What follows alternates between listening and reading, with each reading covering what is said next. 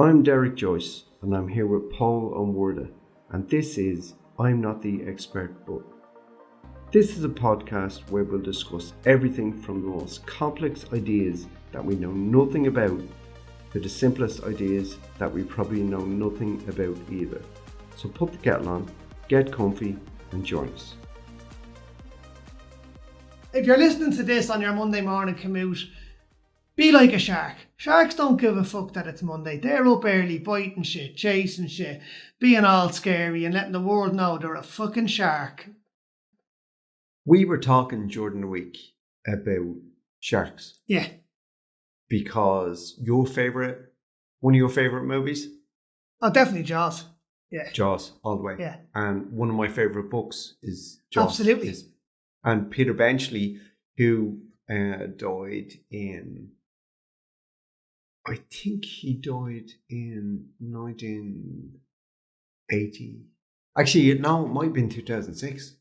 Was it? Yeah, and he died... I'll look it up and see. He died of... It would, but I have no fucking internet here. Yeah, right.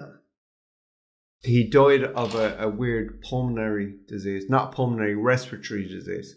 Because we both love sharks, we decided that we were going to do a podcast on sharks. And not necessarily about Jaws, but just on sharks. A hell of a lot to get through. Yeah. Might do it in multiple parts. We'll see how it goes. I was thinking that we'd probably come back and revisit. Yeah. You know, and not necessarily a part 1, part 2, but we'll drop it. Fucking crazy interesting though. It's crazy interesting. I had a passing interest in sharks, as Del said. I love Jaws, and I just want to correct him there. It's also one of my favourite books. It's probably one of the only books I've ever read in one sitting, literally from cover to cover. I remember I was going to the gym and it was packed. And I was like, I'm not going to queue for machines and cool down while I'm queuing up and risk injury and all that bollocks. And so we sat in the coffee area, the coffee dock, and had a coffee. Saw Jaws in the bookshelf, the kind of bookshelf everybody complimentary bookshelf thing. And started reading it. Decided to abandon the gym. Nicked the book, put it in my gym bag, went home and just read it in one sitting. Deadly. Yeah, because I always remember that on the blurb on the back, the little reviews that they have, and it basically said, open it as the sun sets and close it breathless as the sun rises the next morning. And I'm like, yeah. Nah, that's pretty much exactly what I did. I always used to read in bed as a young fella, and I literally could not put it down. It was unputdownable. I was looking into sharks, and it's very hard to dismiss information, not because you don't believe it, but dismiss information that you don't want to put into the podcast. Yeah. Because the whole lot of it is interesting. Yeah. I started with the fact that sharks can detect electromagnetic fields. Yeah. Like we have our senses. We've got sight, sound, smell, speech, touch. And what's this? Sixth sense is not the paranormal ESP. thing. Okay, yeah. But sharks they've excellent eyesight, excellent sense of smell, great sense of hearing. Yeah. No, they get onto that later. They have touch, and we'll get onto that later. Yeah. With their, with biting and testing and all that kind of thing. Yeah, and also they can feel pressure changes in the water too. They've got this electromagnetic sensory thing. Yeah. So I looked into that. And that's the blackheads. When you were a kid and you had blackheads? If I had blackheads like these, it wouldn't have mattered to me so much. The blackheads on their snouts are called the ampullae of Lorenzini. Yeah. And that just sent me off on a tangent before I even got started. Do you know what I've heard them described as, actually? What? Swimming noses. Okay, I've never heard of that. Have you not? No. They're literally swimming noses. Their entire olfactory system is just that. It's all attuned to picking up prey. Yeah. But the ampullae of Lorenzini were named after Stefano Lorenzini in 1679. Wow, that's far back. 17th century. You understood them, yeah? Yeah. They'd been initially described by Marcello Malpighi, his name is, and then Lorenzini, who was an ichthyologist. What's an ichthyologist, Del? I'll get on to ichthyologist in a minute because that sent me down. It was like jumping from rabbit hole to rabbit hole when I was looking this shit up. Yeah. Lorenzini was an ichthyologist, and he gave them the exact description that they have today. Though in the 17th century, their function still remained unknown. Right, okay. So they basically cut them open, yeah. looked at them, but didn't know what they were for. Yeah, right. Well, and he could identify what it was, and they suspected what it was for, but nobody knew categorically what it was for. Okay. So going back to Lorenzini being an ichthyologist, I looked it up, and ichthyology is the branch of zoology that relates to the study of fishes. Okay, so it's basically marine biologist. Yeah, he's a marine biologist, but ichthyologist. And what interested me about it was, when I was growing up, I'd heard of a ferocious marine mammal called an ichthyosaur. Right, from the Jurassic period. Yeah, from the Cretaceous or whenever it was period, or the Mesozoic or... Dinosaur, essentially. Yeah. Right. And ichthyologist, an ichthyosaur. And I was like, what the fuck is that? So I looked it up. Was that a seaborn? Ichthy is the branch of zoology that studies fishes. So and that's why it was an ichthyosaur. Right. And that's why he was an ichthyologist. Right, so the ichthyosaur was a seaborn.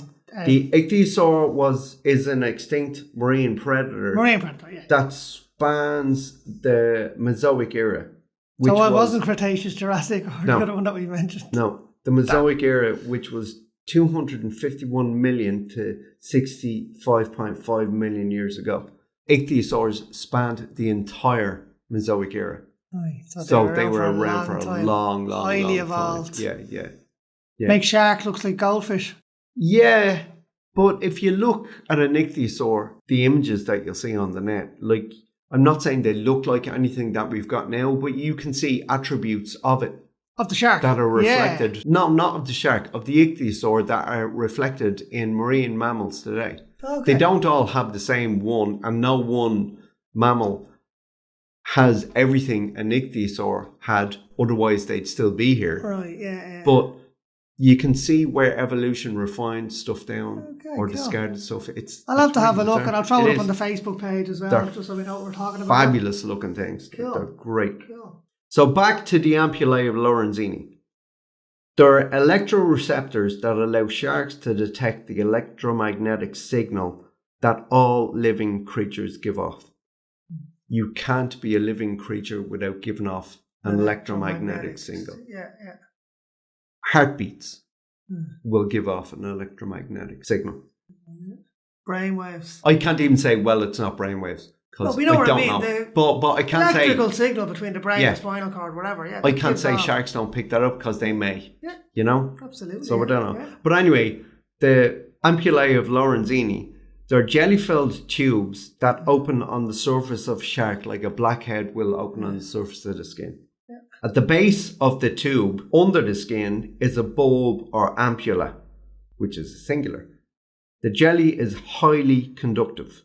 And when it picks up an electrical signal, it translates it back to the end where the ampulla resides, which then reacts and sends a signal to the shark's brain. Right, yeah.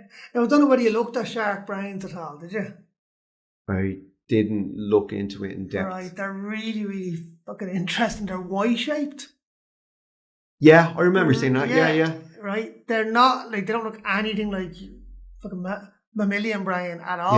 Yeah. They'd actually look more like a female reproductive system if you were to look at it from the top down. Yeah. It's that kind of Y shape. Yeah. Fucking mad looking shit. And they've got two big kind of sensors at the front where the nose is, which controls their what's the word I'm looking for? Their kind of directional sense. Well, here's the navigation. thing. Sorry, navigation. Here's the thing. The blackheads, I'm going to call them because I'm not going to keep saying ampulla of Lorenzini.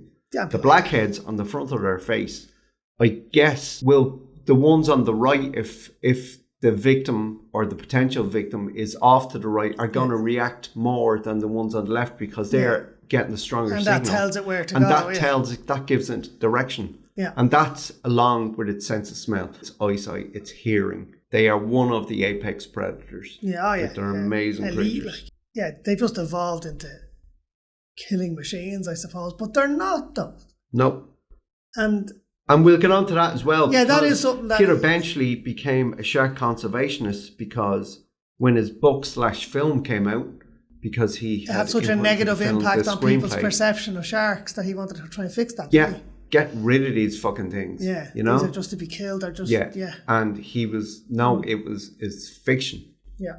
I mean, you're putting human attributes onto the shark by saying it's a shark that's got a vendetta. Yeah. You know? Especially fucking Jaws the Revenge. Yeah, Jaws let's not talk about that one. Supposed to be the daughter of the original, and we're going to get onto later on why that's fucking horseshit to begin with anyway. They're all horseshit. I know, yeah, but that Jaws was great. Everything after that was muck. I enjoyed Jaws too. Now, I know you were saying to me yesterday you watched it again recently and you used to love it, and it's just absolute garbage. I must go back and watch it again. I loved that film as a child. Okay, let me correct you.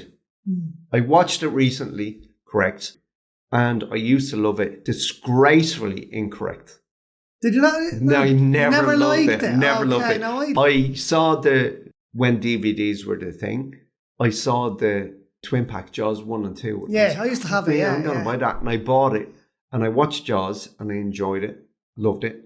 And I watched Jaws 2 and it's garbage. It's absolute garbage. And you can actually see the difference in quality. Oh, yeah, the budget was No, not even budget-wise, story-wise. Yeah. You can just see the difference in quality. It was more, it's a long time since I watched it now, but that was the one about the kind of, the college kids, wasn't it? The summer on Amityville. Yeah, but Amityville. That's a completely different horror story, man. Sorry. Yeah. Interestingly, though, Dan, I just looked up there. The guy that played the mayor in Jaws also played somebody in the Amityville horror. So, did he? Yeah. Okay. There you go. Wasn't a mayor or anything like that? I don't know. I just seen it mentioned there on the page when I was looking up his name there a minute ago. Yeah. So. I'm about to lose my train of thought there, Dal. Sorry. That's okay, because you dragged me off mine. I know, yeah. Sharks have the potential to detect the smallest electrical charge from great distances. Yeah. Great white sharks are known to react to charges of 1/1,000,000th of a volt in water. Jesus.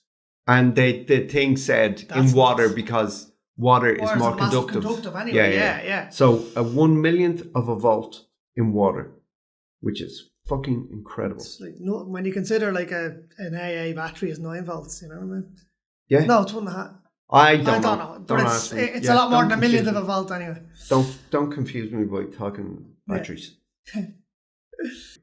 Getting back to the blackheads on a shark's skin and them not knowing what they were for in the 17th century. It wasn't until 1935 that a comparative physiologist, which is a guy, there's a lot of that. There's not that much of that. Yeah. I'm not in that quantity survey. No, I don't know. Yeah, okay. But a comparative physiologist, Sven Dijkgraaf, I think, is University of Utrecht, was studying sharks for an unrelated project, and he noticed that the shark he was studying reacted when it approached a rusty wire in its tank. Okay. It almost looked to him like the shark was recoiling in disgust and even pain, even though he never touched the wire. This made me laugh because this is the most interesting thing in the world and was just passed off. It's fucking weird. Even when the shark was blindfolded, it reacted the exact... Fuck do you blindfold a shark? Well, when they had sharks in tanks, and they'd study them, but a way of putting a shark into a waking coma, if you want, is to turn it over. Oh. Is to turn it on its back, turn it upside down, and it just goes comatose. Did not know. So that's how you blindfold a shark. Okay. Now I know sharks can drown if they stop moving. So they well, sleep. Obviously you're not going to fucking do it for a long time. You have to think about the animal. Yeah, but I didn't know that. That's how you do it, yeah. Even when the shark was blindfolded, it reacted the same way. That was clear evidence that there was non-visual stimulus at work. The observation, now reminding you this is 1935, the observation was logged as a curiosity and wasn't further investigated. It's fucking mad. It is. The weirdest shit happened. Dear diary, the weirdest shit happened today. And that was that. It wasn't until 30 years later that Adrianus Kalman, a biophysicist, began working with Dijkgraaf to replicate the results. It was at this stage that they started to work out what the ampullae of Lorenzini were. Yeah. And they didn't rename them. They still obviously called them In honor the of same Lorenzi, as the guy in the 17th century. Yeah, okay, cool. So, you know the way sharks have cartilage instead of bone? Yeah, it makes them more flexible, that kind of, swishing through the water kind of. And it makes them more buoyant. And it's lighter than bone. And it's easier to keep them moving through the water. They don't expend as much energy. Yeah, now they also use rip currents for that as well, and I'll get onto that later. But, they use all of that, but they also have, I think its liver is heavily saturated in lighter oils that help with buoyancy. Okay. It's an evolution wonder. Shark fossils, have been found, and the nature of cartilage is that it doesn't fossilize. Right, yeah. So I was looking at that and I was going, okay, that's fucking weird. And there's an explanation. Even though a shark's skeleton is cartilage, sharks fossilize because as they age, they deposit calcium salts in their skeletons to strengthen them. So it starts to turn into bone almost. It starts to, bonify. Let's make up a word. Yeah. It starts to bonify. I don't think you just made that up. That's actually a word. Yeah. That's cool. So it starts to calcify and turn into bone. And it allows them to fossilise in the right conditions. Now, the right conditions being the reason anything fossilizes. Yeah. You know? The right pressure, the right, I don't know. Yeah. And the right sediment. Yeah. The right conditions. That's all we'll say. To rockify it. Yeah. Good, that is interesting. It is. It's crazy interesting. But the cartilage, for anybody trying to visualize it in their heads, is their skeletons, sharks' skeletons, are made up of the same stuff that make up your nose and your ears. Yeah. Yeah.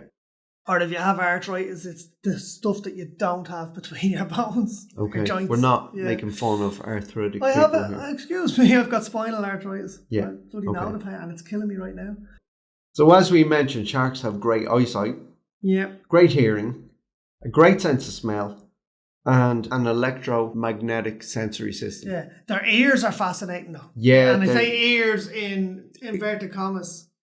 They've got like 2 holes on the top of their head. I thought it was just behind their eye, man. Yeah, just behind the eyes, but it's on the top. Yeah, but the eye's not. Flat head. Yeah. Eyes are on the side, so just above and behind those. Okay, so it's not on the top. It's not on the it's on the top. Yeah, it's just behind where the eyes are on the top. Okay. Like eyes are here. Okay, I'm gonna get an image because I'm not sure I believe that because I think you're talking about a fucking whale. No, I'm not talking about whales. Just literally just watched this morning. Okay. Right, it's on the top. Now, what is the shark's head? It's all body anyway, and it just tapers into a point. You know what I mean? It's behind the eyes, as in it's not nostrils. It's behind. Yeah. Yeah. And it's on the top. There's 2 holes anyway, and they lead to very similar to the ampullae. They lead to narrow canals that are jelly filled, and they're lined by microscopic hairs that vibrate with any kind of sound wave, but also electromagnetic as well. So their ears are picking up electromagnetic signals as well, and that sends a signal to their brain. They can hear at a frequency of around 20 to 300 hertz, which...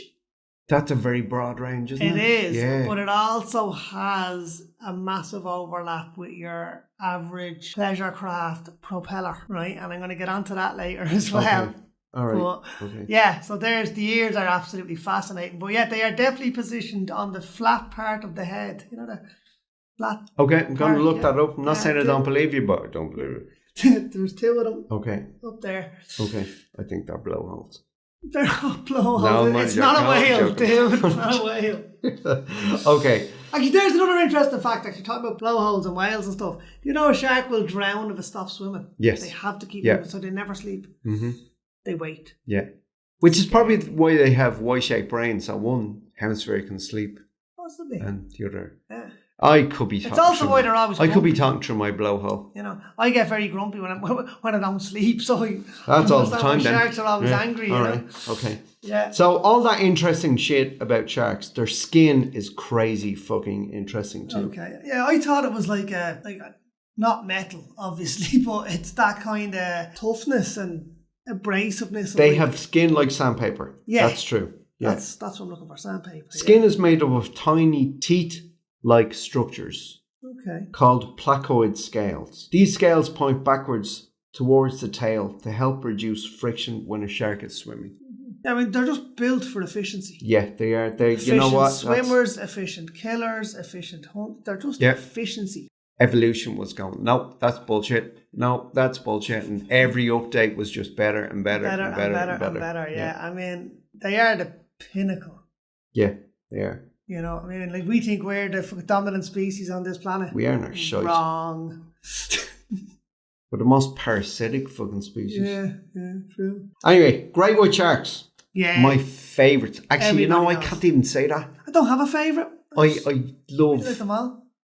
hammerhead sharks are just fucking They're amazing. mad. And They're I'll talk alien about looking them later. fuckers, you know what I mean? They are just mad looking fuckers. That's evolution on overdrive. Yeah. Like that really fucking nailed it with hammerhead sharks. Yeah. They're fascinating. I'll talk about them They look later. all wrong though. They look so fucking wrong. They Whereas only they look get- wrong because You know what I mean? The other sharks just look they look like a fucking torpedo in the water. Like other sharks like that. Yeah. Just that sleek. And the hammerhead just looks wrong. It just looks aerodynamically wrong. It looks. You know the way Little flaw. aerodynamically wrong. Yeah, but no, you know what Okay, I mean. I do. But you know the way in episodes past of our podcast, we've laughed about you setting me up. Yeah. You've really set me up for something later. Cool. That's Okay. gonna be Awesome. fantastic. No, yeah, that's good. It's not intentional, Hammerhead definitely. sharks are fucking amazing. You know they are. Just, No, I know, and I know you appreciate them, but just let me. But you know what's an ugly bastard? And I'm going to get onto them in depth now shortly. Fucking sand tiger sharks. I'll see your sand tiger sharks, and I'll raise you Greenland sharks. Okay, I don't know what the Greenland shark looks like, so we get onto that later. Anyway, yeah, definitely. Yeah. Tiger sharks are ugly bastards, though. Well, I'll see you that, and I'll raise you Greenland sharks. Okay, cool. Great white sharks, one of my favourite sharks. They can be found in every ocean on the planet. They are widespread, and they usually frequent cooler waters, which was a surprise to me. Yeah. I would have thought, because they're kind of well known for Florida, Cape Town. You would have thought warmer. Exactly. Warmer Yeah. times, you know. So that's weird. Speaking of great whites, so you've come up close and personal with great whites, haven't you? Yeah. Me and two of my friends went cage diving in Gans Bay in South Africa in 2002. I think it was 21 years ago. Yeah, Jesus. 21 years ago. Every time And I you say still talk 2002. about it all the time. Well, you just Obviously, asked me. No, but you do. Like you still mention not in a boring way, but it obviously had a massive impact on you. It was fantastic. Yeah. It was great. And I have to admit, we went to South Africa and I had ulterior motives going. I didn't want Was there a woman involved? No. Okay. I didn't want to fly across to like the likes of Vietnam, or not Vietnam, fucking Indonesia? Or anything like that, because it was such a long flight. Yeah. And I was saying to my friends, and I sold it to them, that if we go 12 hours to Cape Town, we can holiday there for 2 weeks. And then fly on to Australia. Or 2 or 3 weeks, and then fly on 12 hours. It was like equidistant to Australia. Yeah. And they were like, yeah, we can go there. And I was like, and we can even go shark diving. Because my brother had said years previous that he wanted to do cage diving. And I never did it because it was his thing. But he hadn't done it in 10 years. And I went, fuck that shit. I'm doing it now, Yeah. So when we got to it, both of my friends, my cousin and my friend, were saying, let's do cage diving. And you know the way you have that last moment, I was going, oh, fuck, I shouldn't have done that. But we went out and did cage diving, and it was brilliant. So they called my bluff, and we ended up going cage diving. And it's one of the best things I ever did. It's fucking amazing. How many sharks are we talking? Jeez, there was a couple of dozen.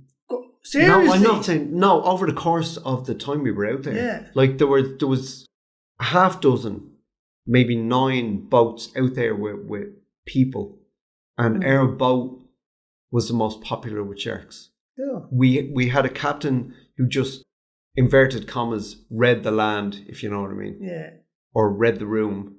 And right he was bait. just, and not had the right bait, because they all kind of, it's not necessarily. They chum the water, don't they? They chum the water, but they all have, the butcher's hooks, the S-shaped butcher's hooks, and tuna heads tied to that. And they pull that, they throw it into the water when the sharks come around, and they pull it towards the cage that the people are in so they can take photographs. There's nothing dangerous about it, and they're the most graceful creatures I've ever seen. It's fucking incredible. They are, I think the strange word to use, graceful. They do move very gracefully through the water until that last second when they attack, and then they're just like fucking efficiency. Yeah. They're I was watching some drone video earlier of 5 or 6 sharks attacking a bunker shoal, and like that, they're just swimming casually around the bunker. Fish are moving out of their way. There's like holes appearing in the shoals where they're just moving away from the sharks. And then all of a sudden, boom. Shark just fucking upset. Boom, straight into the middle of them. Bang. Well, great white sharks can swim up to 60 kilometers an hour. I know. Yeah, and they're... But that's in short bursts, isn't it? That's like, in an attacking burst. Like they swim casually along at, 40 miles an hour, whatever it is. And then it's that instant burst. But it's the ability to do that burst. To make that burst. Yeah, it's fucking mad looking. There was a shark referred to as a submarine. Right. And the submarine was a shark that frequented, allegedly, False Bay in South Africa. Okay. And let me segue for a second. False Bay is called False Bay because the sailors that circumnavigated Africa, and I was having a look at the map of Africa and I couldn't work out how they circumnavigated Africa without the Suez Canal. Yeah. But they circumnavigated Africa in the 16th century, I think it was. And the Suez Canal wasn't built till the 1850s or something like that. And I just can't work out how they did it, but let's assume the Red Sea, maybe. Well, the Red Sea, but there's not a join. If it was joined by a waterway, like it is obviously the Red Sea, and then down into the Gulf of Aden, and then down into the Indian Ocean, but between Madagascar and the eastern side of Africa. Yeah. So there is all that, and that's obviously the route they would have taken. But at the top bit, if there was a waterway joining the two, they wouldn't have needed the Suez Canal. Yeah. Which there's not. So let's just assume they dragged the boat overland. Yeah. For once, from Saudi to the Mediterranean. Piece of knowledge. But they circumnavigated. So when they went out from Cape Town, they went north up towards Gabon and the Ivory Coast and all that, and they worked their way around into the Mediterranean and then across to the top right-hand corner of Egypt, and then by hook or by crook they got down to the Indian Ocean. They got the Red Sea, down into the Gulf of Aden and the Indian Ocean and all that kind of stuff, and went back around the bottom of Africa, the Cape of Good Hope. Okay? Yeah. And they were back in the Atlantic and they saw this bay and they went in. They were like, we're home. But it wasn't. It was something like 40 kilometers before Cape Town. Right. But it had familiar landmarks. Yeah, so they were like, here we are. And they went. So that's why it was called False Bay. Okay. So there is that. Okay. So the submarine, this great white shark, that was between 22.5 and 30 feet long. That's a big fucking shark. Yeah. Even for sharks, that's a big shark. Yeah. Okay. And I'm going to get to that. As predators, great white sharks rely on speed and strength. And agility. And agility. And the larger a shark gets, the wider its turn radius is. Yeah. And when you're hunting stuff like Cape fur seals, for instance, their reflex instinct when being predated by sharks is to get on its tail. They're smaller, sharper, and more agile, and they get on a shark's tail. And if you're on a shark's tail and you're a Cape fur seal, that's the safest place to be next to being out of the water. Shark in front of you, other than the business end, He can't bite the shit out of you if you're on his tail. Yeah. It's the safest place to be. It's safer. So for that reason alone, the fact that the submarine is between 22 and 30 feet long, man, it was fucking huge. Yeah, and it was being reported by fishermen.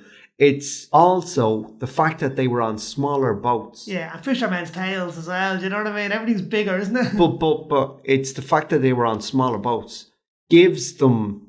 less of a turn radius.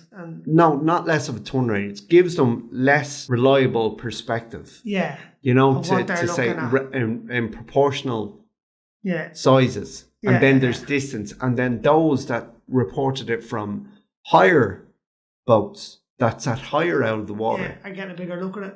would be getting a look at it further away with it's not no like point of reference. There's no scale to it. So it was like I was at least 22 to 25 feet long. It was at least 25 to 27 feet long. It was at least 30 feet long. You know, it just builds up. Fisherman's tales. So it's not bullshit. It's just human nature. And there was no categorical proof that this was its size. And why was he called a submarine? Because of its size. Because of the size. And because more like a submarine than a fucking you shark, said 10 minutes ago when we were talking, they're fucking submarines. There's where does the head start? They're just all body. They're fucking torpedoes, like they're fucking, They're shaped like a torpedo. These stories all collected around from the late 70s to the early 90s. Yeah. So it was over a 15-year period. Yeah, so how reliable it would have been, how long is a piece of string? And I'm not saying the thing didn't live on average. I'm not saying the thing didn't exist, and I'm not saying he wasn't a big fucker. It wasn't a big fucking fish. But scientists have debunked, not categorically, but it's very unlikely. It's highly unlikely that it was up to 30 feet long. Yeah. Usually average around 15, 20 feet, don't they? I mean, you can bring in the whole megalodon. That existed. I know, and when prey got smaller, there was less food for it to eat. That was solely its food source because it would have been of such a size that it predated on big stuff. That it died off because there wasn't enough food. There was too much competition. I've got some really interesting stuff on tiger sharks later on about that as well. Excellent. And how they discovered what they ate is really interesting. Okay, really, really but the fact that I'm shooting holes in the submarine myth doesn't in any way take away from the fact that people in South Africa have been attacked by sharks. And actually 25% of the world's great white shark attacks happen in South Africa. That's interesting. Now, I was looking at something the other day and it really jumped out at me, just talking, on human shark attacks. That's kind of more the angle that I've looked at for this. Now, I'm looking at anomalies where like incidents of shark attacks jump significantly over a short period of time. And the University of Tampa kind of goes in and investigates those to try and understand why that's happening. In Northern California, between April 2020 and June 2021, average annual number of shark attacks over the last 100 years is 1 to 2 a year, right? There were 7 in that kind of 18-month period off the coast of Northern California. Fucking hell. Yeah, so like 3 times the annual average. Right, so the University of Tampa were called in to investigate as to why this might be happening. Now, they came up with several theories which they eventually debunked, but I'm going to go through them because they're very, very interesting. And they were never able to conclusively say why, but I'll get to it anyway, and you can make your own mind up whether you actually buy it or not, right? It coincided with the California wildfires. Right, so that was the first theory they looked at, right? There was huge amounts of ash being thrown up by these wildfires. By the thermal currents. Yeah. Which would have contained a lot of heavy metals and stuff, which were then dumped into the ocean. Right. And mercury being one of the heavy metals that would have been dumped in large quantities. Like the mercury content in the water shot up. Right. Around this time, right? And it's known that mercury does affect a shark's olfactory system. Those little, what are they called again? The ampules of... The ampullae of Lorenzini. That's the one. Yeah. The ampullae of Lorenzini. Blackheads, Paul. Yeah. Just say blackheads. Blackheads, right. As you said, they're kind of jelly-filled sacs. Yeah. Yeah, they get mercury in them and it fucks them up. It just messes with their fucking olfactory system. But that happens over years. Right. Not over. So that's not. As it would be in this week's, you know, as opposed, so that was ruled out as a reason. But it's very interesting though, isn't it, that, heavy metals in the waters, usually by human fucking, Yeah, there you go. Nice one, humanity. Fucking has that effect on sharks, right? So then the other one was the obvious one. The oceans are warming approximately 1 degree per year. Fantastic. Yeah, which is fucking brilliant, isn't it? Nice one, humans. And that's been noticed over the last 15 years. So you're talking the oceans are now 15 degrees warmer than they were 15 years ago. That's a huge fucking difference. Yeah. That's a massive difference. Warmer waters, bring sharks closer to the shore because they have a certain temperature range. Because they're trying to fucking get out. Well, it's not even that. Well, yeah. It's too fucking warm. They're trying to get out and walk fuck this shit. No, but they do have a certain temperature range that they like to be in. Yeah. And as the oceans warm, that temperature range gets closer and closer to the shore. Right. So that brings the sharks and also brings their prey in. Yeah. So that was looked at, and again, that was debunked. Then the first of these 7 attacks, happened during a full moon. I'm not talking were sharks here, right? Okay. There's logic and science, right? The full moon coincides with the high tide. So the high tide brings prey closer to the shore. Obviously, the thermal undercurrents, washes the prey much closer to the shore. Yeah. Therefore, the sharks go where the prey is. They're coming in closer to the shore and they're having more interactions with people. That's very logical. Again, that only explains the first attack, doesn't explain the other 6. Right. That didn't happen during. So that was ruled out as being the reason for this spike in attacks, yeah? The other one was the second attack happened directly over a kelp forest. I don't know whether you're familiar with kelp forests. Kelp. I can see it, the image in my head. Yeah, that kind of long, flat seaweed that you often see washed up on the beaches, even here in Ireland. Yeah. That's kelp. That can grow to 160 feet.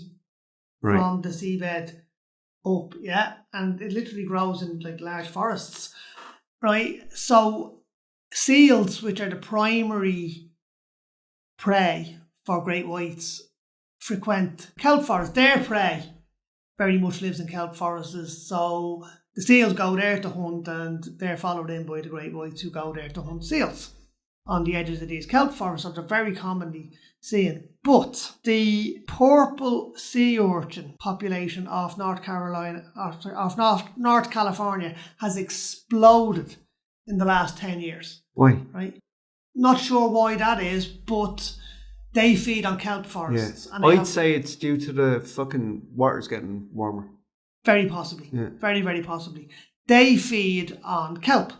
Right. And they have basically decimated the kelp off the coast of California. Yeah. So no again, kelp, no seals. Exactly. No kelp, no seals, no sharks. Yeah. So that can't explain why this big spike in shark attacks. Yeah. Because kelp is disappearing, not getting more prevalent. So Yeah, it's not. yeah. So that second attack happening over a kelp forest is just a coincidence, or so the experts say. Right. So that leaves one thing. As I said to you, be mindful of those dates. What was going on in the world between April 2020 and July 21? Yeah.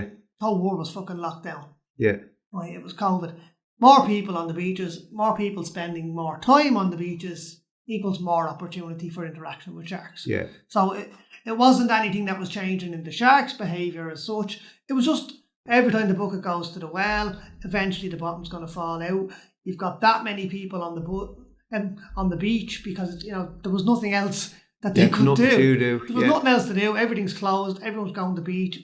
So more people on the beach, more people in the water, more interaction with sharks. Right. And that's what they've done. Now, they've also discovered, though, that particular stretch of coastline is a juvenile great white nursery.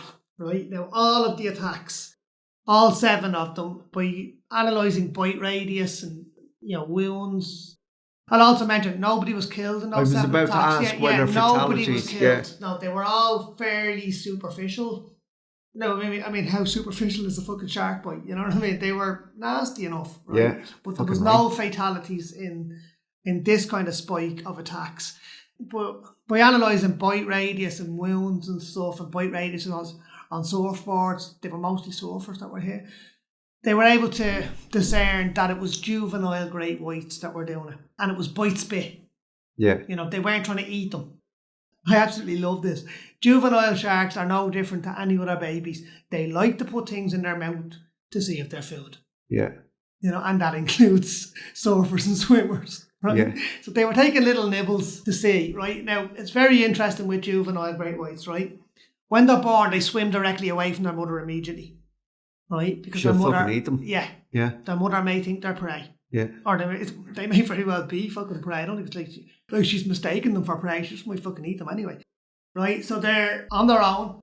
They tend to move towards the coast in the shallow waters away from the bigger predators. And they prey on, small fish. And it's only when they're over a year old, they're called, I think it's yearlings or something they're called. Pups. That first year. Yeah, they are pups for 2 or 3 years before they're actually adult sharks. But they're yearlings, I think they're called in the first year or something like that. Yeah, it's year something. I think it is yearling. But in that first year, they don't know how to hunt. They don't feed on other sea mammals at all, which is their primary, prey for the adult sharks is, seals and stuff. They don't. They just eat fish for the first year or so. And the fish that they eat, a human foot dangling from a surfboard, resembles that very same fish. So they're up there having a little nibble there. They're seeing it. But also the splashing in the water simulates a fish in distress. Yeah. But you see, that's what I was thinking about, and I could be really wrong on this. This sounds like a fucking Shark Week episode. When sharks attack and they bite, as you were saying, and this is with juveniles, as you were saying, they like to put something in their mouth to see if it's food. Yeah. I think sharks take a bite to see if it's food, and humans aren't an adequate or sustainable or good food source for sharks. They live on blubber. Yeah, but the initial bite, if that's a tester, is going to draw blood, obviously. Yeah, which then attracts more sharks. Not even attracts more sharks. Let's assume for a second it doesn't.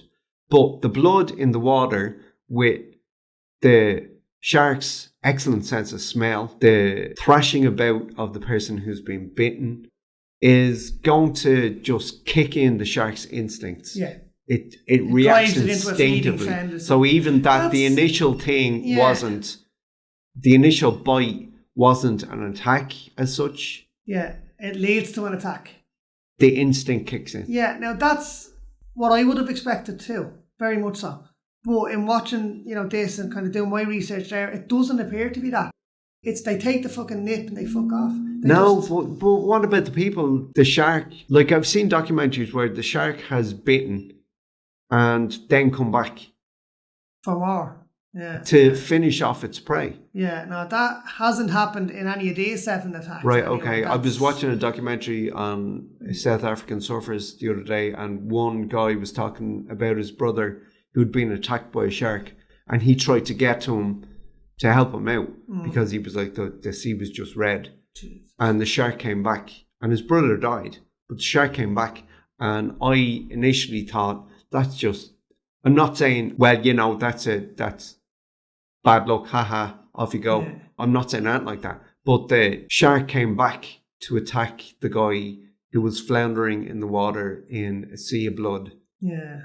Because instinct kicked in. Yes, well, and that does make sense actually, because as I said, it was discovered that all of these attacks have been carried out with juveniles. Right. And one of the things with juvenile sharks, and the reason they stay close to the shore for that, for that first year, is their predatory instincts haven't been honed. Yeah.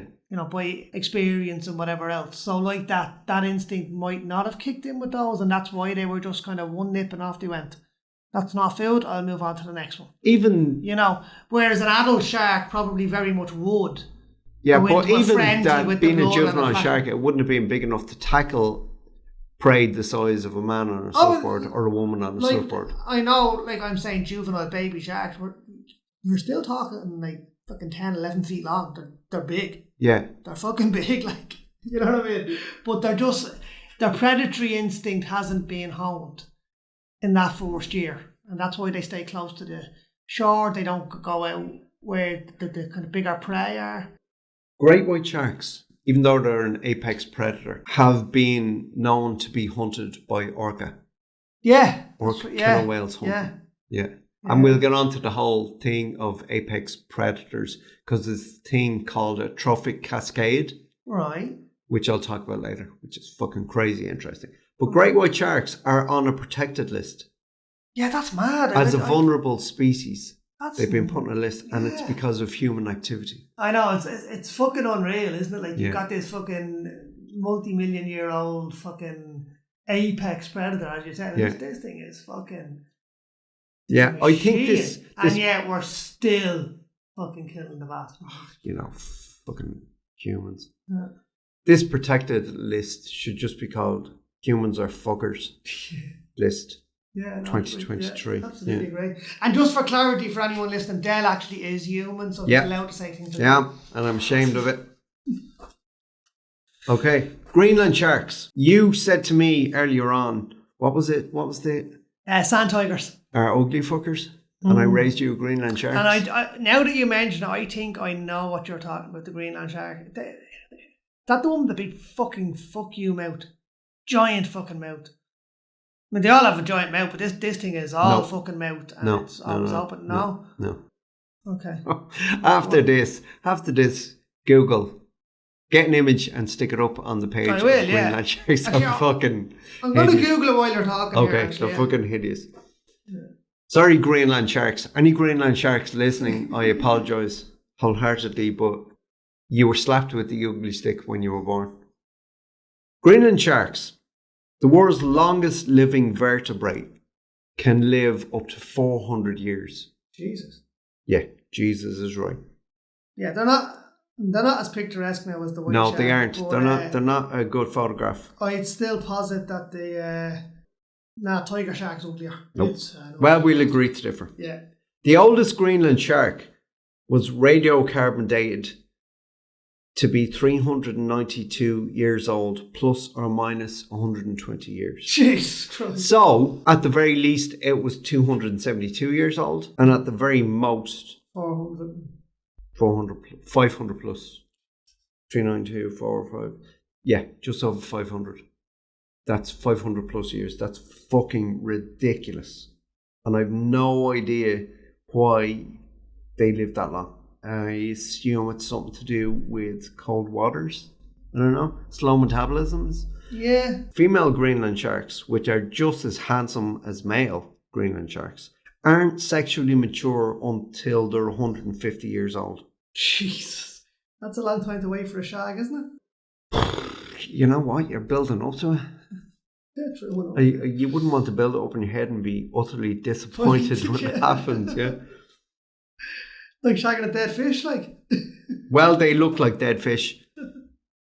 Greenland sharks inhabit the North Atlantic and the Russian High Arctic. They're rarely seen on the surface and live in waters at depths of 7,200 feet. Jesus. Isn't that mad? And it's -2 to -7. So they don't eat a lot of people then? I'll get on to their diets later on, but no, they don't. No. There's never been a fatality recorded and never evidence found in the shark of one of the things that have appeared on the surface of the water, because when they get up to the surface of the water, they're dying. Yeah. They're dead, oh, yeah. Yeah, and I mean, and if a fucking human goes down to the depths that we're talking there, well, they're dead too because they're crushed. Well, they're not fucking doing it in a wetsuit. No, that's and for it's sure. between -2 and -7 degrees Celsius. Yeah, so you're freezing to death anyway before shark and there's no light. You. There's no light either. Yeah. So Greenland sharks have high levels of a chemical compound in their blood that acts like antifreeze, and that stops them freezing. Antifreeze in their blood. Yeah, they have a chemical that stops their blood from forming icicles and fucking up their pulmonary system. No. Isn't that mental? That's like the alien xenomorph that has fucking hydraulic acid for blood. Or fucking hydraulic acid. Right. No, there's a reason I was thinking hydraulics. I'm not editing that out. In a minute. No, leave it there. There's a reason I'm thinking hydraulics, and I'm going to get to it in a minute. But it's hydrochloric acid, clearly. Yeah. And the similarities with the alien xenomorph does not end there. Okay. Right? The tiger shark, the ugly bastard, who I'm now showing you a picture of now.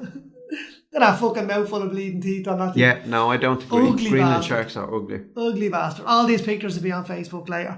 That thing, its entire jaw, upper and lower, can protrude, right, beyond its snout, beyond the end of its snout. It comes out, Okay. right, beyond the end of its snout in 5 milliseconds. Okay. Right? Have you just like the xenomorph in Alien, the mouth that comes out of the mouth in the Alien? Yeah. That's Have you that's ever what a seen fucking a tiger shark goblin can do. shark? No. Fucking Google that Okay, shit. let's Google a goblin shark. It's But like yeah. shark porn. Google that, man. Google that. But I'm telling you, yeah. Anyway. The fucking, man, Getting tiger back sharks to are fucked. Greenland sharks. Yeah. They swim very slowly, but can manage short bursts of energy to ambush prey. They're primarily scavengers, but also eat fish, squid, and carrion. And it's obviously whale falls. Yeah. Yeah. Which is the whale that dies, sinks to the bottom, and that's and then it fills up with fucking decaying fucking gases, and eventually but it feeds a whole ecosystem. Oh, it does, yeah, absolutely. So there's a very interesting one as well that I came across, like that, when a whale carcass is being fucking scavenged by sharks. Yeah. It's that the biggest shark gets the E4. So whichever sharks arrive, the size is what determines dominance, and I'm going to get onto that later on. It's very interesting. There's a hierarchy in every ecosystem. Oh yeah, no, there is, but even within sharks, and it's just very interesting because there are other attributes that make certain sharks better predators than others. Yeah. But it's size that dictates hierarchy, and I'll get onto that later on. That's kind of everywhere though, isn't it? It is, yeah. I'm not even talking about sharks, but that's fucking everything. Yeah. Like, you might be a better fighter than a big fucker, but he's still gonna fucking dominate, isn't he? But it was something that was actually studied in a case that I'm going to get onto later on, and it's just very interesting. So just hold that thought, and okay, and we'll get back to it, because it is very, very interesting as to why that hierarchy is like that. And I want to continue talking about my ugly friends. Okay, go with your ugly friends. The stomach contents of Greenland sharks have included in the past polar bears, horses, and reindeer. Horses? Well, horses are fucking on every continent on the planet. Yeah, what are they doing in the fucking sea? Well, they've been eaten, obviously. but everything swims. Polar bears swim. Polar bears are fantastic swimmers. Yeah, they've been eaten. And they're pretty apexy when it comes to predation as well. And maybe they drowned. Maybe a horse fell in and drowned, or whatever the fuck it was. But these things have been found in the stomachs of my ugly best friends. Yeah, the Greenland sharks. Yeah, the Greenland shark. Arctic Greenland sharks very often have poor vision. This is gross. Well, hang on, we're talking about sharks here who have great fucking vision. So Arctic Greenland sharks have very poor vision. That's strange, isn't it? A parasite called... No, it's not strange at all. Wait here. Okay. A parasite called Omatocoita elongata. And I only know that because omato, the beginning of it sounds like tomato. Yeah. So Omatocoita elongata attaches itself to the shark's eye, wrecking up its cornea. Ah, okay, right. It doesn't debilitate the shark because there's not much light at 7,000 plus. It doesn't need the fucking sea anyway. Really and it's got the same sensory advantages that every other shark will have, to some degree or other. Yeah. Cool. Even though it doesn't debilitate the shark, it's fucking manky looking. I'd say so. Look it up. No, I'll do it later. No, man, do it now. It's great. Look it up. Oh, come on. What's it? The Yamato, the what now? Just Greenland shark eye parasite. Yeah, go on. But as I was saying, it's manky looking. It's fucking disgusting. And Paul's going to corroborate that in a second. It's a good job it's fucking dark down there. That's all I'll say. I probably won't put this one up on the Facebook if it's that. I do. People don't need to be censored, man. Well, Greenland shark meat is an Icelandic delicacy. What's it, like a worm that sucks on the eyeball? A parasite, yeah. It's manky looking, isn't it? It's horrible. It's not as manky as you were fucking bringing it up to me, but it's pretty rotten on it. It's manky. It's basically like a big long worm hanging out of the eyeball. It's disgusting. And that's not manky. Yeah. No, but I thought it was going to be like a fucking infected eyeball or something. This is the one that really fucking weirded me out. Greenland shark meat is an Icelandic delicacy. Ah, fuck's sake. Of course it is, yeah. I haven't even got to the part that's freaked me out. All right. Initially, the flesh is poisonous. Like blubberfish. Hold your opinion. Like blubberfish, Seriously, hold your opinion. Initially, the flesh is poisonous. To make it safe for consumption, the meat must be left to rot, which I would have thought is a tick in the wrong box. Yeah. Left to rot, compressed to remove the toxic fluids, dried out for months, and then diced. Basically eaten when there's fuck all of it left, basically, like. So I'll get on to it, my thoughts on it, and it's like, this delicacy is known as Keister Hakarl. That's Kesturha with a fada, which is probably not called Hakarl. Yeah. And that probably translates into, why would you fucking bother? Yeah, exactly. Like, but absolutely. My whole thought on and I'm sorry and apologise to Icelandic people if they're listening, that I'm weirded out by an Icelandic delicacy. But if the meat initially is toxic, who or how many people thought of the process of letting it rot? Yeah. And then looking at what was left of it. It sounds like a starvation diet to me. And then, well, there would have been very little food, in such cold climes. And I can understand it in that respect. It might have just been a fucking leaving it to rot and then going, no, that's still not good enough. And so compressing it, and no, that wasn't good enough. And then drying it out for months. Like, how many months did you decide? Sounds like the kind how many of months did it, how many times did it take for you to find the right amount of months? Yeah. You know what I mean? No, but and then dice it. What I'm guessing, and it could be miles off, but just from listening to what you're saying there, the only thing I can make sense of is someone who's fucking starving to death. And that's all they have. Yeah. And it's left sitting there and he's looking at it going, I can't eat that, it's poison. But eat a dog before it eats it. And then eventually he just gets so fucking desperate that he eats it and finds that he's not dead. I don't know. Anyway. I don't know. I'd try and kill a polar bear first. Yeah. Good luck with that. Yeah. Right, so we have a difference of opinion on what constitutes an ugly fucking shark there. Well, I'm telling you now, the tiger shark is an ugly bastard. He's also a dangerous fucker. In Long Island, New York, last summer, July 2022, there were 6 attacks in the space of 3 weeks. Now, for context, that was more attacks in 3 weeks than they had in the previous 23 years. And they were like, what the fuck's going on here? And it was over fucking July 4th weekend as well. Like, it was all around that time. Yeah. The fucking 3 weeks. So was it same stretch of coast? Yeah. Right, yeah. Okay. In Long Island, New York, yeah. So they had, again, our friends from the Tampa University Shark Lab were called in. Okay. To find out what the fuck's going on here. So first of all, they kind of had a look and said, are we talking great whites again? No. There weren't even bite radiuses on the victims this time. Okay, so explain that, because that's weird. Is it because there wasn't enough? Yeah, we're talking, they were more like stab wounds. There was right, lacerations that they were getting. Like nasty lacerations, don't get me wrong. But they weren't having chunks bit out of them. Right? So they were looking at that, right? And they thought maybe mako sharks. And didn't fit with the mako shark kind of bite thing either. And it ruled out smooth hammerheads, which are known to frequent that area. And I know you've got loads of hammerheads later that we're going to get into.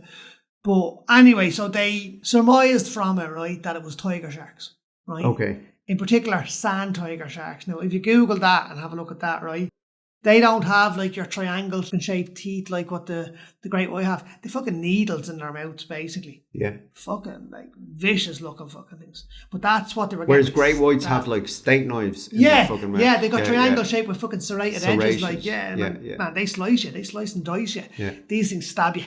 Okay. Right, they're lethal yolks, right? But anyway, so that's what we were looking at, was that kind of wound. So they kind of surmised then that it was that. But the bit I fucking love, and I just mentioned it earlier, but I want to go back to it because it's deadly. There is video of it I'm going to put up on Facebook. Both of their jaws, like upper and lower, can protrude beyond the snout. Now, this is a fucking jaw full of needles, pointy fucking 6 to 8 inch long needles, shooting out of its mouth. Yeah. Beyond its nose in 50 milliseconds. Like, it's the 50th of a second. Out and out, fucking bites and fucking sucks in its prey, yeah? that's fucking... I know people that eat like that. Fucking xenomorphs, yeah. But anyway, 2 of the attacks happened 10 days apart in the exact same spot. Okay. So literally off the same beach. Yeah. Right, 30 yards from the shore. Were they surfers or swimming or bathers or what? One of them was a surf. Actually, I think one was a lifeguard who was actually out swimming. Okay. And then the other one then was a surfer who was on his own. There was nobody around. Very lucky. Yeah. Very, very lucky man. He was out surfing. He got hit. He managed to get back to shore, and just by luck, there was a park ranger just happened to be passing on the beach. He was able to get the emergency services, and he was saved. Now, he had a pretty bad fucking chop on his foot. Pretty bad. He didn't lose any toes or anything, but it was a deep fucking gash from the top of his foot right around to the sole, just sliced. Anyway, right, so after 2 attacks in 10 days, the government orders an increased monitoring from the air.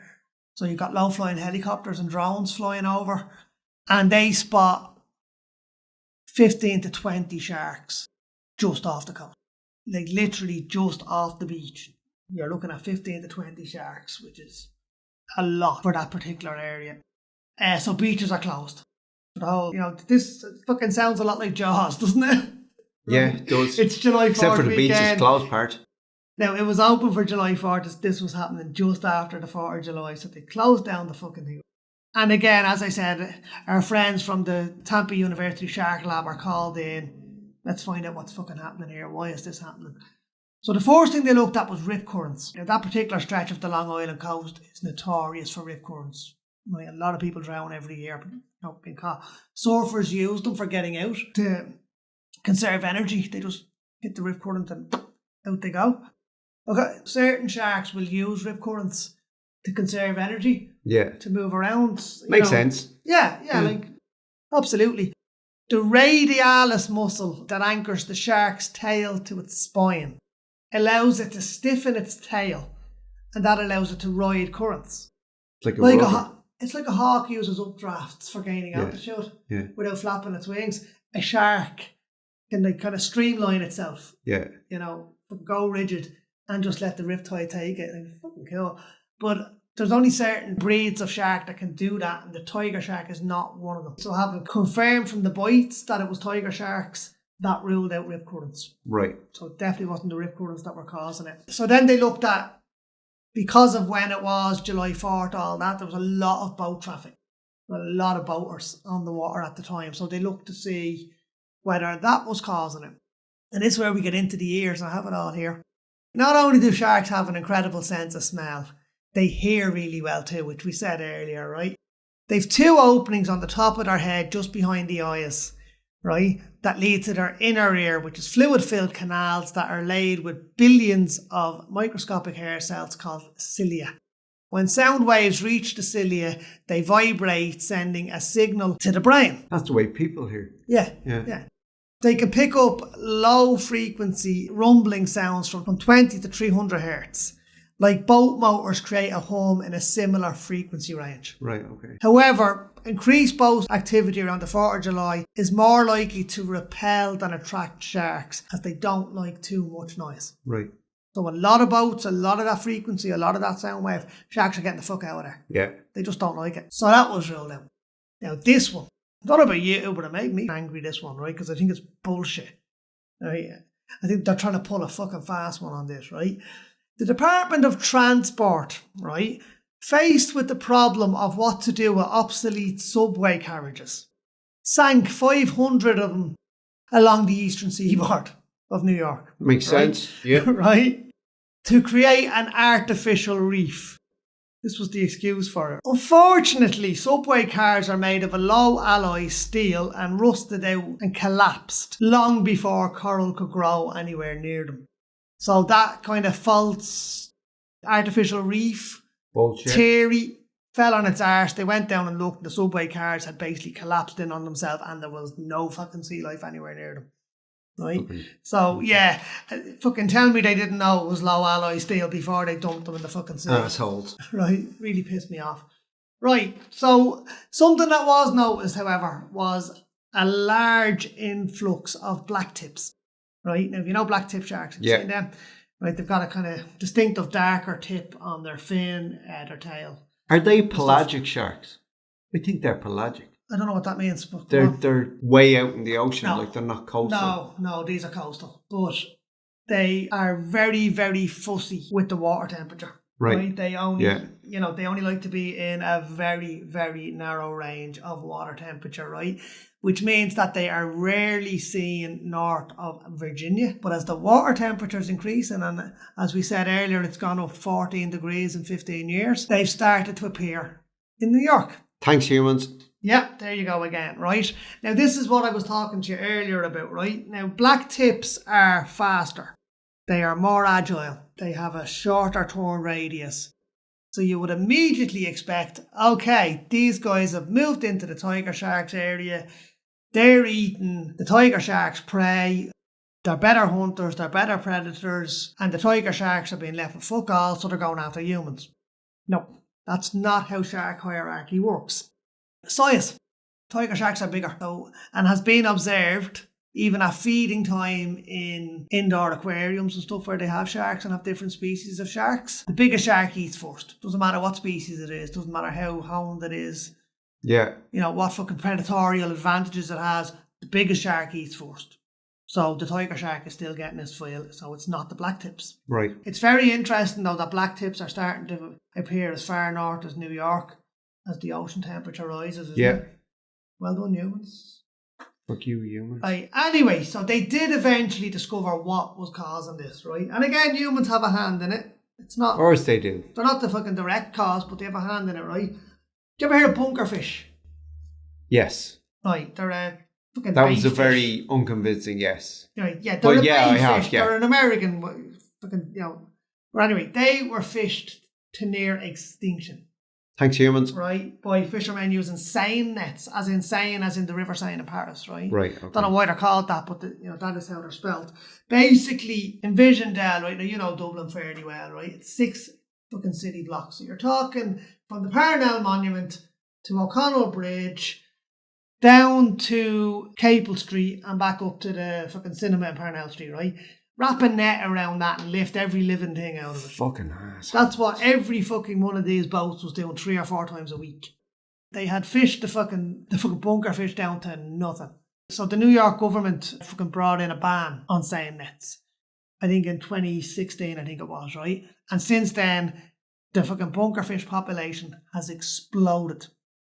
There's fucking, like you're talking shoals of them that are 10, 15 miles wide. Yeah. Right? And they frequently come in fucking 20, 30 feet off the fucking beach. And where they go, tiger sharks follow. Right. It's their main food source. It's, tiger sharks don't actually feed on sea mammals. And this was discovered by, they're one of the few shark breeds who don't feed on sea mammals. So sea lions and stuff they eat. Yeah. Right, and that was discovered by, and I have the guy's name here, Dr. Aaron Carlisle of the University of Delaware, right? And he basically, what he done was he took flesh samples from dead tiger sharks. They're ground down into a powder, literally, and then they're put through magnetic spectrometer. Is that the word? Yeah, that's the word. Yeah. And basically, it tells you what the entire composition is of the flesh. And you are what you eat. Yeah. Is the old saying goes. Yeah. So they know that they're eating low nitrogen food, which is small fish, i.e. bunker fish, which are prevalent around there, right? That evidence is then backed up by drone footage that was shot on that very weekend. And I showed you this footage earlier, Del. I think you've seen it. Yeah. And it's a massive cloud is the only way to describe it of these bunker fish. And they're literally 20, 30 feet off the beach. Like you can see the beach in the background of this drone footage. And there's 6 or 8 sharks just ripping into them. Now you go out on a surfboard in the middle of that. You can't really complain if you get a fucking nip on the ankle, can you? But anyway, so that was what they discovered. It was the whole ecosystem or whatever. The fucking bunker fish had rebounded, had become massively prevalent again because of the ban in nets. You're seeing more of them than had ever been seen before. And with those bans in nets that should never have existed in the first place. I know, but fucking bullshit. I know, but again, you have to kind of wonder where the ecosystem's going to find balance there, because like you're now seeing massive amounts of bunker fish you know, are they going to have an impact? You know, it's always the kind of heavy-fisted hand of humanity that just fucks everything. Yeah, well, let's get on to that then. You know, is like millions and millions of bunkerfish going to have a negative impact on some other species now? Yep. You know? But anyway, yeah, so that's it. And that's what they discovered, that it was literally just as the bunkerfish came back, so did their predators. Yeah. Coming in right up to the fucking shore, and people are swimming out on top of them in the middle of fucking feeding frenzies. Yeah. And I'm going to put those videos up on the Facebook because they're deadly looking. They are really good, aren't they? They're really good videos of, it's aerial shots from a drone of literally 6 or 8 of these sharks just going into the middle of a shoal of these fish. There's a lot, and you have a lot to stick up on the Facebook page for this I'm episode, because that's like lot. fucking insane. Yeah, and a lot of it's very visual. Yeah. So definitely I'm going to do that. My favourite sharks. I love great white sharks. I think they're amazing. Greenland sharks are my ugly friends. So, I mean, I love all sharks. Yeah, but I love tigers. I love tigers. Great hammerhead sharks. Yeah. And I'm pissed off because we're not going to talk about bull sharks or mako sharks or wobbegong sharks or goblin sharks. Fucking basking sharks, lemon sharks. We'll definitely come back to this. We'll definitely have to do it. We're going to have to do a whole lot of sharks. But anyway, grey hammerhead sharks. Right. They live in tropical waters, which is what you were talking about. Gulf of Mexico, Mediterranean, the Pacific, and the Indian Ocean. So again, the way at the beginning I said, great white sharks are in every ocean on the planet. The hammerheads are. These fellas are too, you know. But they're more warm water, aren't they? Yeah.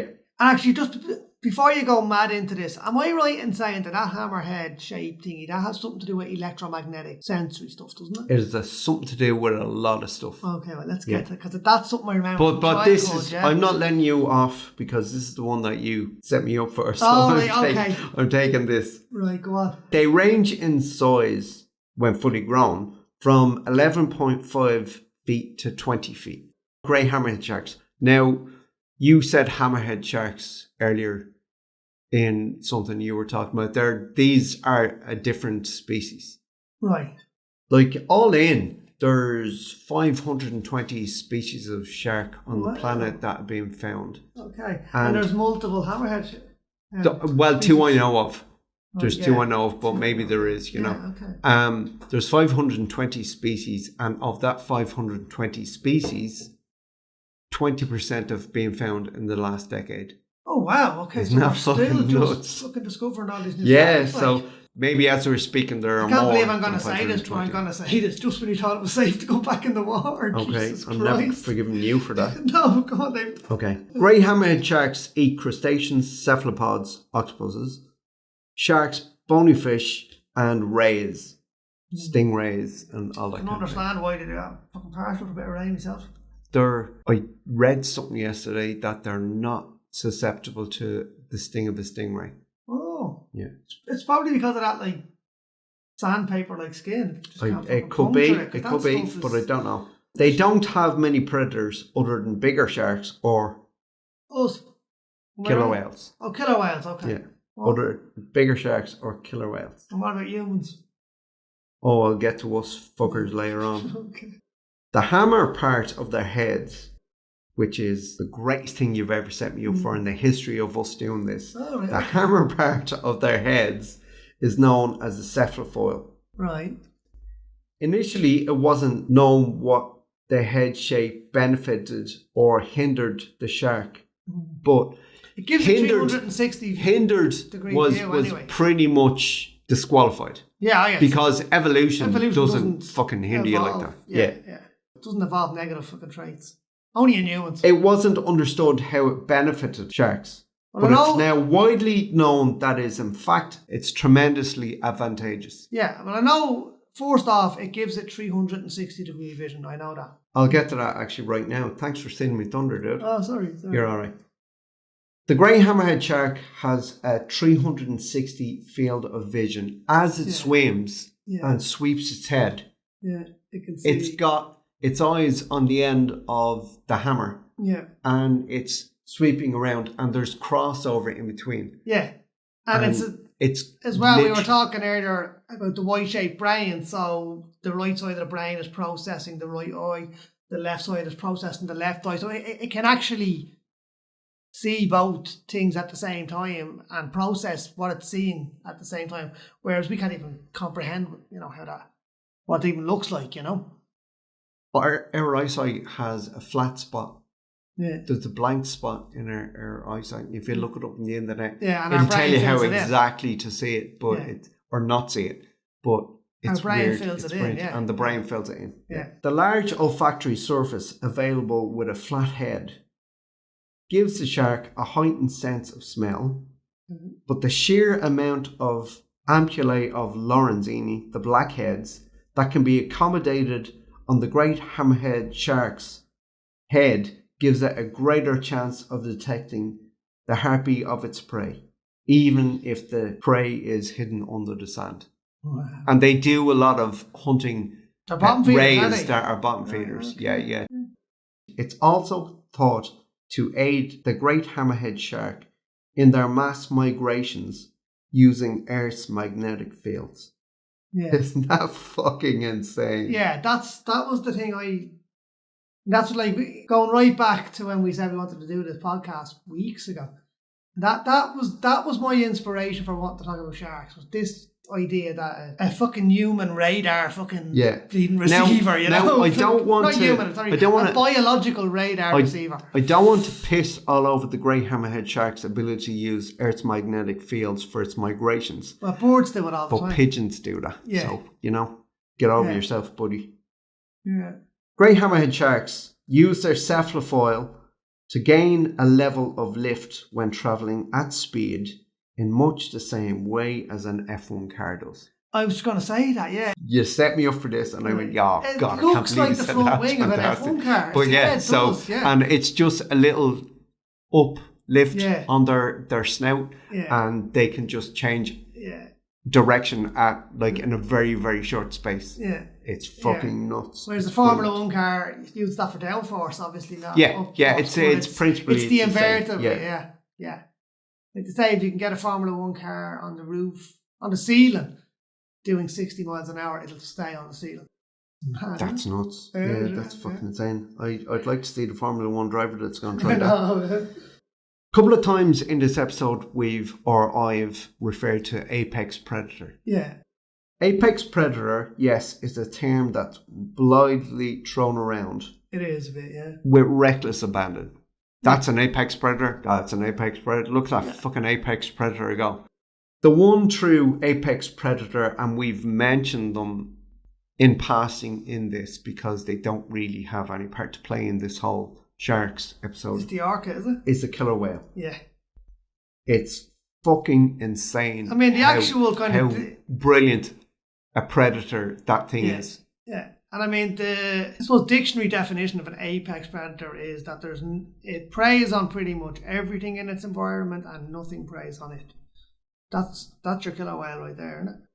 I'm not even countering that, but if you go on YouTube and just Google and search for killer whales hunting seals, killer whales on land, hunting sharks, on fucking land, fucking everything. Like there's they come up out of the fucking water, slide along the fucking ice, eating everything that fucking. But no, it's not even that. There's 3 of them will swim towards an ice floe, like there's a seal on an ice floe, and create a bow wave in front of them. Right. And wash the seal off the ice. It's fucking insane. And if it's a big ice floe that this thing is in the middle of, they'll use the bow wave. They'll use the bow wave to break it up. Right. It's fucking insane. Go on YouTube, check it out. It's fucking insane. Nuts. It's brilliant. Anyway.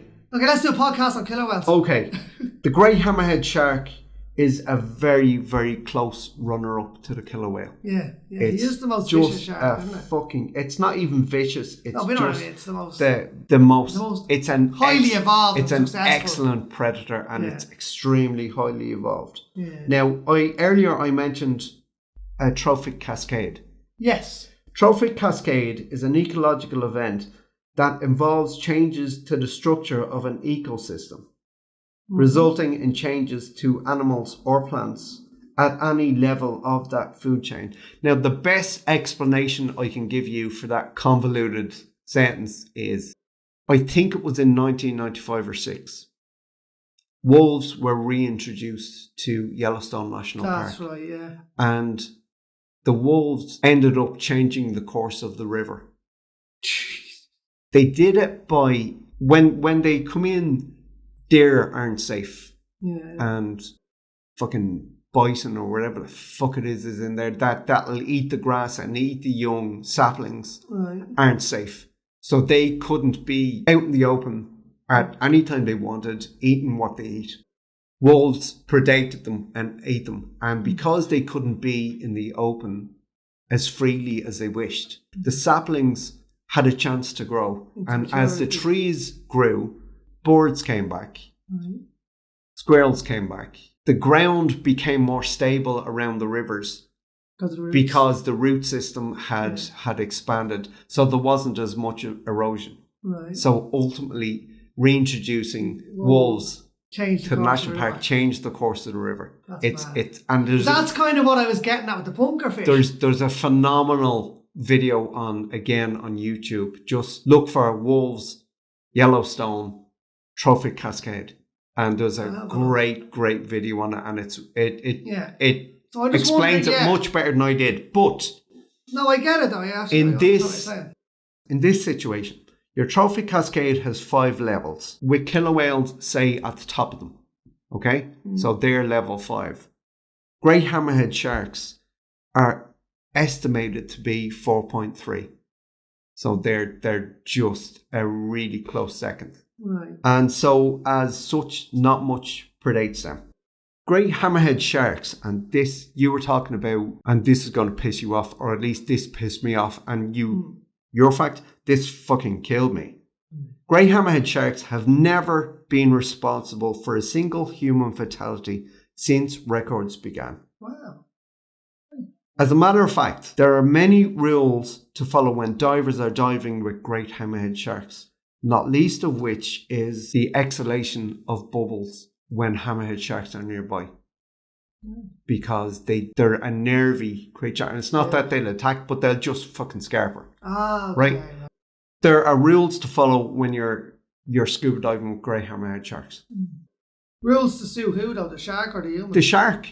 Like, you can't exhale the bubbles in your from your regulator because it'll set them off, because they obviously react to the activity, noise, and whatever else that generates that they pick up. Yeah, they're so highly tuned that any kind of unfamiliar noise will freak them out. But there are still loads and loads of threats to grey hammerhead sharks. Loads of them. There's the shark fin trade, which is fucking disgraceful. It is. Shark fin soup. Yeah, fuck that.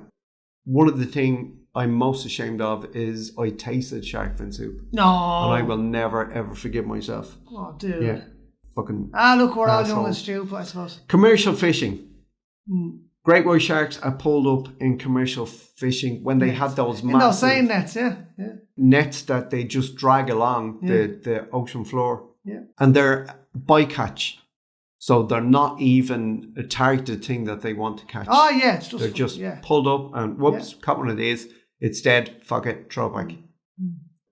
This one fucking did me nut.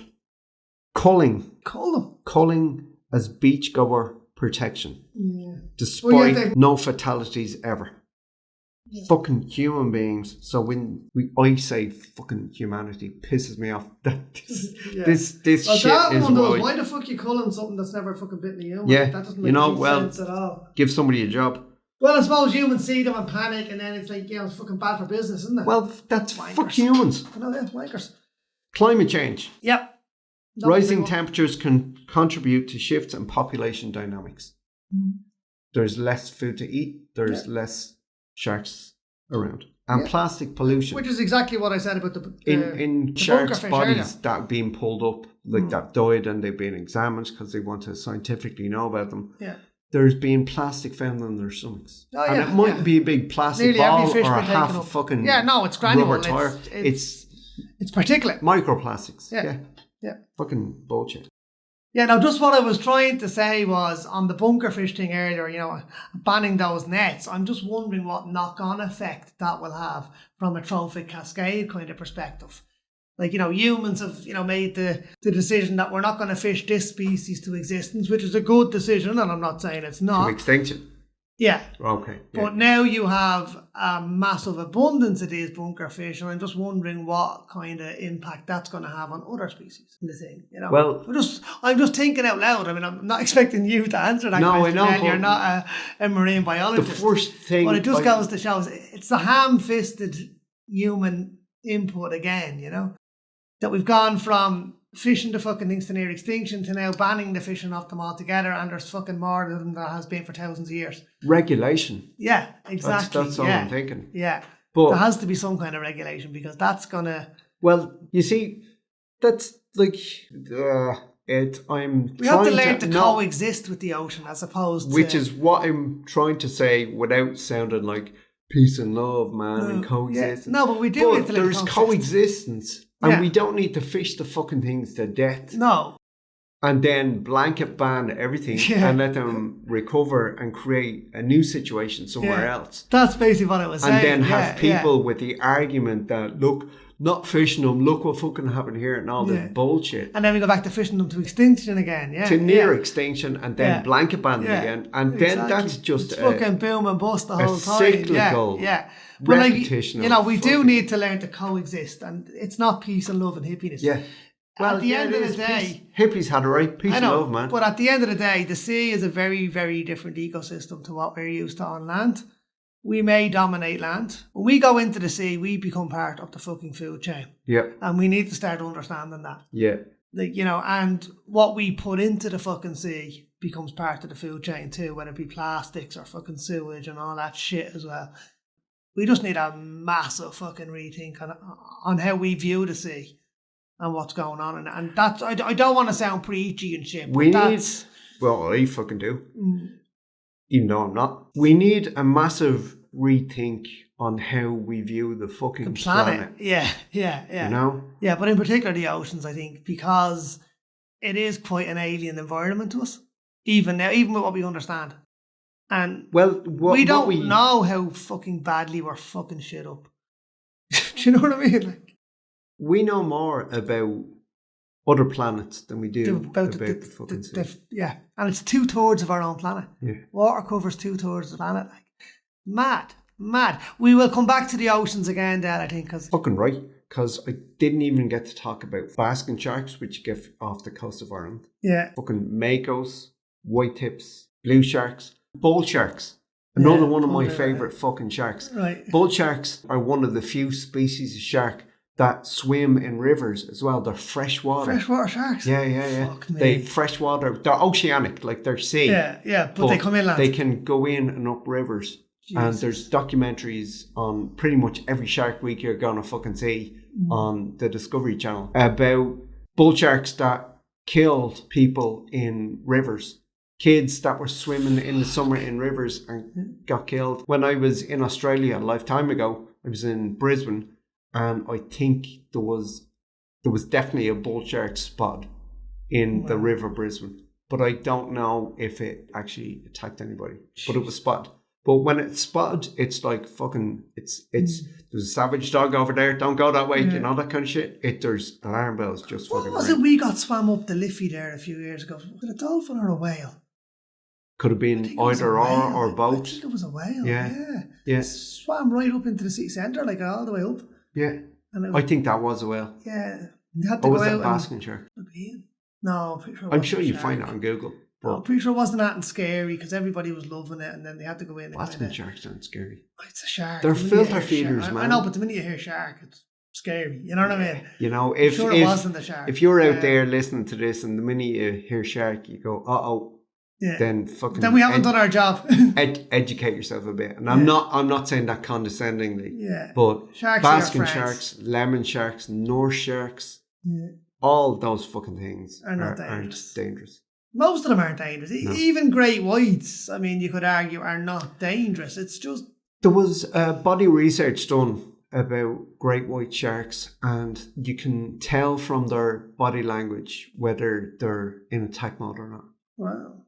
It's, if you think of a shark picture a great white shark in your head from front on. Yeah. So it's coming toward you, not at you, but it's coming toward you. And its dorsal fin is sticking up. Yeah. And its pectoral fins are down. Yeah.